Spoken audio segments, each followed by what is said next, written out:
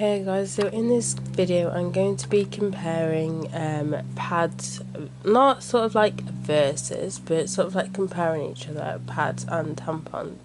Now I've had this idea, no word of a lie, in my head for quite a few months, like not even like years, but I've not done it just because of effort, and I'm not gonna lie, just it's a weird topic to be talking about. But anyway, I thought, why not? Because you might be someone who is just going through puberty and they don't know which one to go to. So what I'm going to do is for each one I'm going to explain, how it's used, not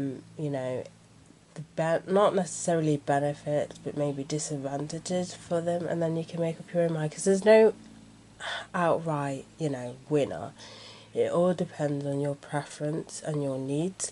So first off, we'll talk about pads. So obviously pads are ones where you actually just stick in your underwear.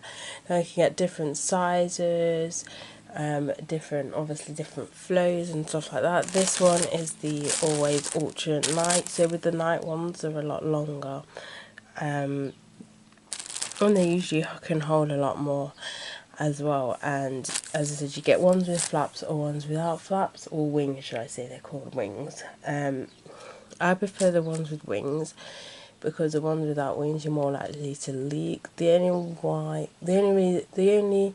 time I'd recommend the ones without wings is if you're somebody who's on a light period. But anyway, let's get off. So they stick in your pants like so, and then you just go on your every other day and change them when you need changing. So the first problem you may occur with these is depending on what kind of underwear you wear. So, and there's a fly that's just flew. It's like I opened my window and it's acting like I invited it in here. I really didn't. So anyway, it's the type of underwear you wear.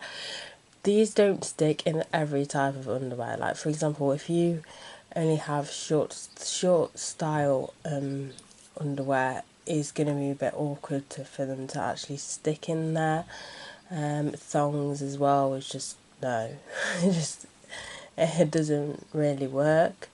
So obviously, there's that issue with them. Another issue you may find is you're more likely to leak with these if you not put them in correctly.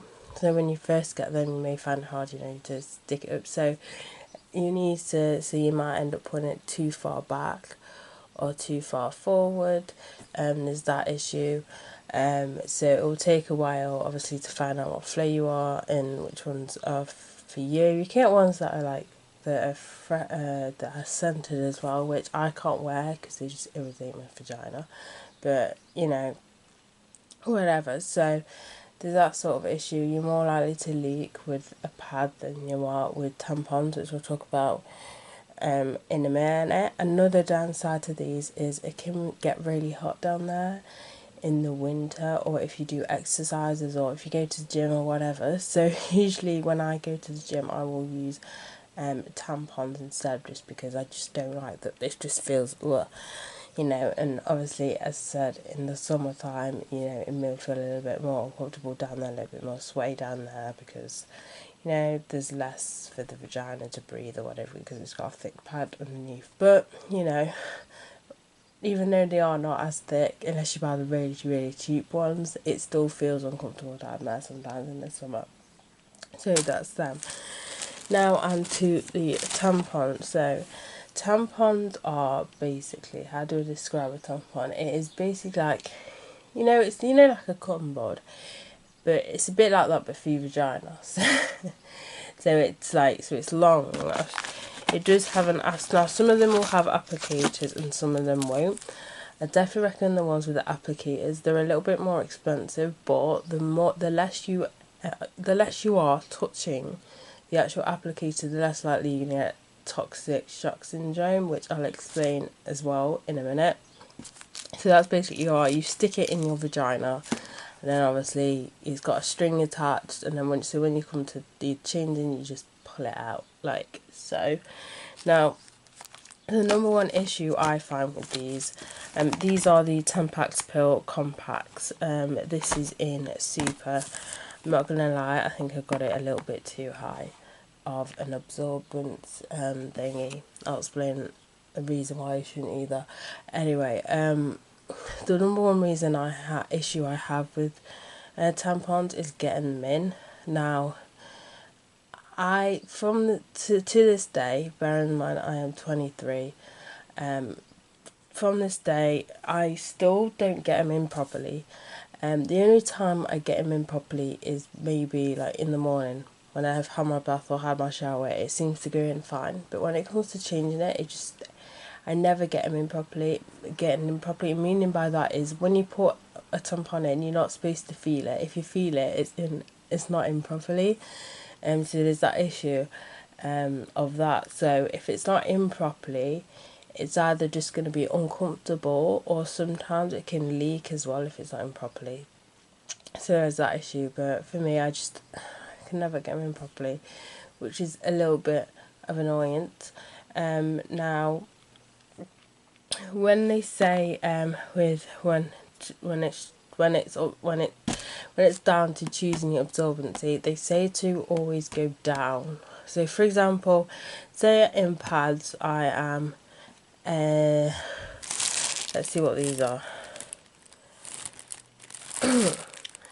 These don't say, because all nights usually the same. Say for example I'm normal in pads. They'll say if you're going to go to tampons to go an absorbency lower and then just change it more frequently. Again, this is to do with toxic shock syndrome. The toxic shock syndrome, which you can get from these, it is very rare, but it can still happen. Basically, it's when the germs end up getting into your vagina, and it can kill you. That's why with the tampons you do get a leaflet first explaining the signs of toxic shock syndrome and obviously how to insert it and stuff like that. But there's that. So one of the reasons, or one of the things they usually say to lower your chances of getting it, is to go down when it comes to absorbency.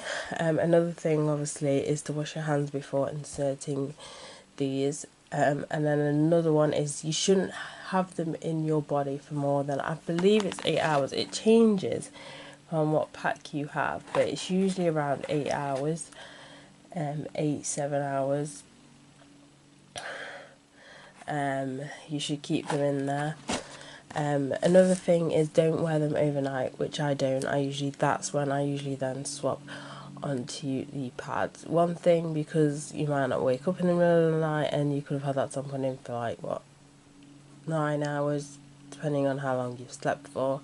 So there's that. Usually it's I think it's usually they say don't leave it in for more than 6 hours, 7 hours.